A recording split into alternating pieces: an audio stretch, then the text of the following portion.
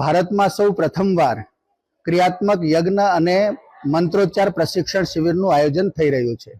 આ શિબિરમાં ગુજરાતના લગભગ દરેક જિલ્લાઓમાંથી 161 પ્રતિભાગીઓએ ભાગ ગ્રહણ કર્યો છે અને આમાં જુદા જુદા વિશ્વવિદ્યાલયો, જુદી જુદી શૈક્ષણિક સંસ્થાઓ, જુદા જુદા શોધ કાર્ય કરત વિદ્યાર્થીઓ પણ અહીંયા ભાગ લઈ રહ્યા છે।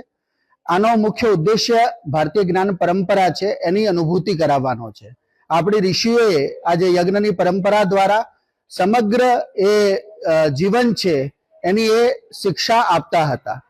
અહીંયાના જે આદર્શ પુરુષ જેમના નામે આ યુનિવર્સિટી છે, શ્રી ગોવિંદ ગુરુજી, એ પણ યજ્ઞના માધ્યમથી સમાજ સુધારના કાર્યો કરતા હતા।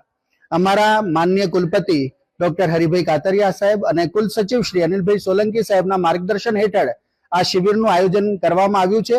ઘરની વીજળી સ્વયં બનાવવા આજે સે સોલારનો સંપર્ક કરો।